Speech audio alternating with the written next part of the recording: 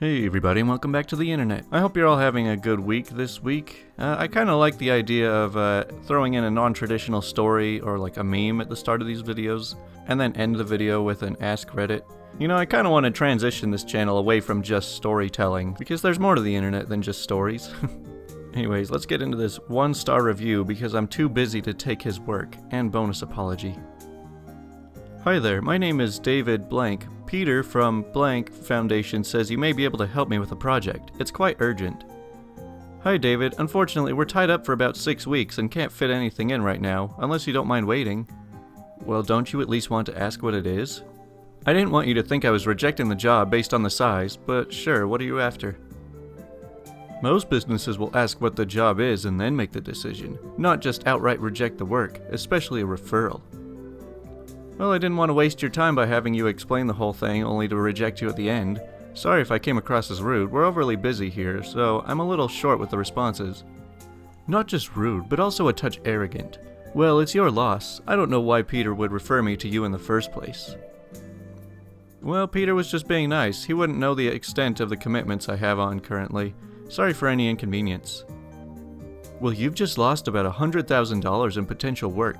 I'm the general manager at Blank, and we needed 50 gurneys similar to Peter's. Good day. Well, that's certainly my loss, sir. Good day. You have absolutely no business sense, do you? I'll make sure to leave you a 1-star on your Google after discussing this with Peter. How's this still going? 1 star because I'm too busy? That's fantastic. You just go and do that, and don't let anyone tell you not to feel smug about it. Go ahead, spoil yourself a little. I've met maids and janitorial staff infinitely more professional than you. Other businesses would bend over backwards and kiss feet for a project of this size. I'm sure you'll kick yourself later. Well, I will not dress as a maid and kiss your feet, let alone bend over for you. There are places you can pay for that, along with your other sick fetishes. Not here, sir. Oh, I see. I heard you're one of those funny ones. Well, good luck getting any more work from our charities when I'm through with you. That's fantastic. I no longer have to work at barely over cost for your organization out of the goodness of my heart. And he goes and leaves a review. Rude, insolent, intolerable, and didn't care squat about my business. And the response from the owner saying, speaking of squatting, he also wanted me to wear a maid's outfit while he whipped me and called me a wench. I run a family business, not a brothel. I may post the link. And then he changes it saying, there was a miscommunication where I left 1 star because he refused my business. I thought he was rude and arrogant. I now am humbled after learning that this man has refused my business because he's been busy building free units for charities so that they could make money, while he pays for everything out of pocket, including his very limited time. I humbly apologize to you, sir, and you have my business any time you are ready, if you would still take it. Thank you for being an extraordinary human being. You never once mentioned that you were doing charity work, only that you were busy. That is a mark of a truly righteous and humble man. I take my hat off to you, Abs. David, I apologize for not being upfront with you in the beginning. You don't need to apologize. Man, what a roller coaster ride. How does someone get offended that easily when someone says, I can't get to it right now, I'm a little busy. And he just goes off with, well, that's very unprofessional of you. Maybe he's an entitled person and he's too used to getting spoiled by everybody. Alright, now let's move into the first story. Normally I wouldn't share like some of the more darker, harsher stories, but everyone seems to still enjoy stories like that, so that'll be this first one. Called, My Entitled Parents Get Mad, I Attempted Suicide and Can't Wash the Dishes While in the Hospital. So my parents kinda treat me like a maid. I do all laundry, housekeeping, washing, cleaning, basically everything. So I recently attempted suicide, yesterday actually, and I'm in the hospital writing this, and I'm actually allowed on my phone, which is kinda cool. So when I woke up after having my stomach pumped and recovering, the nurse went to get my family. They come in and immediately start yelling. My mom says, why did you pull this crap? Imagine the payments for this freaking room and ambulance. Who will wash the dishes? Do laundry? You freaking... The nurse comes in and says, I'm sorry, but you have to leave. She is in a fragile mental state. I started crying almost immediately when they began yelling. She says, she is our daughter. We have the right to be here. No, ma'am, please leave. She's very sensitive. Freaking beesh of a nurse. I bet you have been doing nothing this entire day, lazy turd. You know that thing people think where nurses get a lot of breaks and are lazy? Yes, my parents are those type of people. Mom says, leave us. Ma'am, I'm gonna need you to stop cursing and leave. Fine. So they left. I never thought my parents entitled, as they did defend me to certain things, like my entitled aunt saying that it was my fault I was reaped and more of her BS. But they are actually extremely entitled. This is one instance of my parents' secret entitlement. They were yelling outside of my room as well. They were very pissed about my attempt, obviously. Man, it sounds like a more darker, realistic version of Cinderella. Well, hopefully OP can eventually move out and get away from her family. Alright, the next one is, she tried to hire me again. So I was new to the area and should have suspected something when right upon move-in, the entitled mom was on my doorstep asking if I babysat. Yep. Turned out there was a shortage of teenage girls in the area who wanted babysitting money. It was country club territory, and the majority didn't do work. Entitled mom was thrilled to find out I babysat and scheduled herself a date night that weekend. She agreed to my rate, and I was happy to have a customer so quickly in my new town. Briefly, anyway.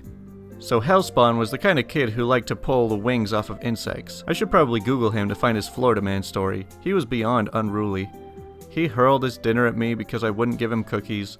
He kicked and hit me over my insisting he needed to put on pajamas. He threw an absolute screaming tantrum on the floor when it was bedtime because he wanted to stay up and play video games. He was an overall nightmare, and it was blindingly obvious he was used to these tactics working. I survived the night, but by the time entitled mom got home, the Hellspawn hadn't finished having his bedtime tantrum on the living room floor. Tiny me was not capable, nor interested in, trying to physically force a kicking and hitting kid to do anything. He'd even threatened biting. So there he wailed and pounded the carpet. I figured he'd tucker himself out eventually, or entitled mom could deal with what she spawned. He was way too old for that behavior. He was 8. Well, I learned where he got it. As soon as she got in the door, entitled mom threw a screaming fit at me as the Hellspawn wasn't in bed. When she got done yelling at me, she refused to pay. I didn't deserve to be paid because I hadn't successfully gotten the kid to bed on time. Why had she hired a babysitter if she still had to do all the work? She deserved a break from the kid's bedtime antics. I was decidedly unamused by the not paying, but she wouldn't budge, so I took the remote control for her television hostage and went home. Then I told everybody I met what she'd done, and unsurprisingly, the entitled mom had a history of refusing to pay contractors, house cleaners, and babysitters. Had a lien on her house and everything. Given there were fewer babysitters than babysitting jobs on offer in the area, she didn't have a lot of luck hiring one again. She did eventually come for her remote and pay up. Then the dang fool tried to hire me again. Not a chance. Well, here's a thought. How about instead of trying to pay other people to deal with your kid's crap, you try and raise your kid to stop being crap? Alright, we got a lot of short stories today. This next one's called, Where the Heck is the Meat?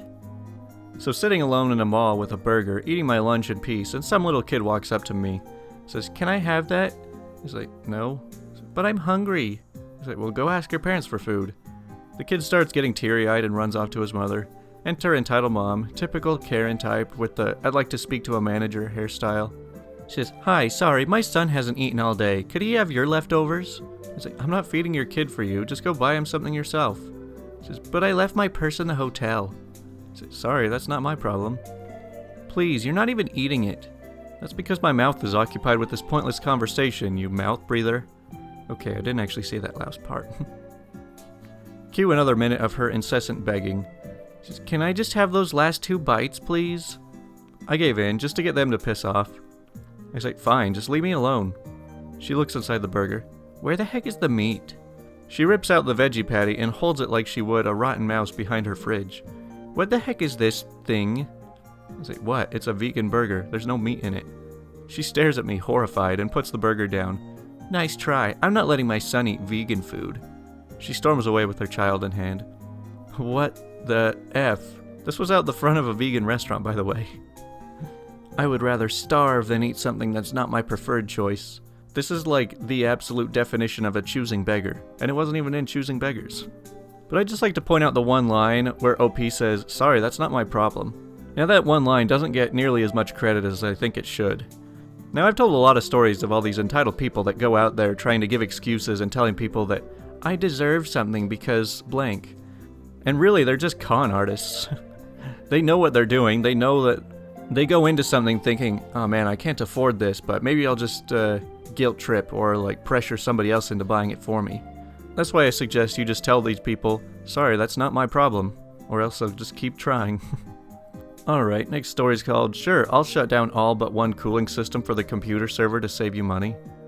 So I didn't have any hand in this. In fact, I was caught in the fallout of this malicious compliance alongside every student in every art program in college.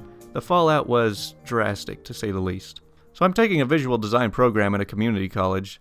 It's the middle of exam month, and we're working to finish a semester-long project that doubles as our final exam. Naturally, everyone is working overtime to get things finished. I was in the computer lab working near the back. The place I'm working on is also near one of the server banks. I'm wrapping up my work and finally getting ready to submit when suddenly the file transfer stops and it says I've lost connection to the server. No big deal. I figure it's just probably the fact that the servers are overloaded. Up until other people in the lab are asking if anyone lost connection to the server. That's when I noticed the distinct smell of something akin to melting plastic. A few minutes of investigating and the cause is found. Turns out that the server banks are cooked, completely. Everyone in the lab agrees to email the person who handles those servers, who just happens to be our teacher. He shows up half an hour later with a wide grin on his face. Teacher is absolutely giddy. He announces after sitting against the table at the front of the room for 10 minutes. He says, "Sorry everyone, but it looks like the servers are going to be down for the remainder of the semester. Be sure to send a thank you letter to the dean of the college." The teacher then went on to explain that the dean ordered him to shut down the cooling system of the servers and switch to one centralized system. But he protested it and tried to explain that the system would fail, which would subsequently cause all the banks to overheat. However, the dean simply told him to do it or else she'd fire him, and then hire someone who would. The teacher is known to fight any decision made that involved handling the Macs and everything related to them, primarily because he set up the system himself, and everyone that's been hired to help him handle it messes it up in some form or another. So he decided to execute some malicious compliance. We haven't been told if the backup servers were affected, nor how much this will cost the college, but the server holds all the data for every art program in the college, so a lot of people have been affected. Moreover, with the servers effectively down, we can't submit our final exam. We've been told that we have to print our projects out, and that the expenses will be covered by the college. Man, this is why you leave computer jobs to computer people. Trying to cut costs sometimes can multiply the cost. And now for a Today I Effed Up story called Today I Effed Up by Dating My Cousin for 5 months. So you hear the story millions of times of people unknowingly hook up with their relatives and find out about this atrocity in the most awkward ways, and mine was no exception. Even had to create a new account because it's so embarrassing. I was talking to this guy on Hinge who had the softest of hazel eyes, and at the time I thought he was the one. After exchanging a few messages, we decided to go on a date, and one thing led to another, and we were a couple. We dated for about 5 months until the horror struck us that we were relatives. Since we were both in our mid-20s, we were both moved away from home and hadn't had time to meet each other's parents. Instead of doing the traditional, I'll bring you over to meet my parents and I'll go over to meet yours, we decided for a dinner with both our parents. You can pretty much tell where this story goes now. Long story short, we took our families to a restaurant, and when my father stood up from the table to introduce himself to my boyfriend's mother, his face turned completely white, as he was looking directly at his cousin. It took her a second to realize as well, since my family and his family live on opposite sides of the states. Our parents hadn't seen each other in about 30 years, and it was a coincidence that my boyfriend and I moved to the same city. We could tell something was wrong the way our parents looked at each other, and they informed us that we were related. Even though we loved each other, we decided it wasn't right to do. That was one of the hardest breakups of my life, but it had to be done for the sake of our family. I told my friends that it didn't work out and silently removed everything from social media. I mean, that would explain why you guys had so much in common this whole time. But okay, first off, if your parents hadn't seen each other in 30 years, how would they even recognize each other? I don't know how they would even know that they were related at that point. And I mean, technically, if both of your parents are cousins, what does that make you, like second cousins, or I don't know how that tree works. Anyway, moral of the story, just get to know your extended family and be close with them. But not that kind of close. And today's question of the day is, what do you miss about school? Now, a lot of these answers are fairly short, but I just wanted to talk about it for a little while. Seeing my friends every day. I didn't have many. I could absolutely go without seeing everyone else, but I miss being able to sit down and chat with my mates for an hour every weekday, and I barely get to see them these days. Yeah, school and adult life are just completely different worlds, I have to say. Summer break, you really take it for granted. Then one day, you're an adult. Yeah, imagine not having to go to work for 3 months in the summer.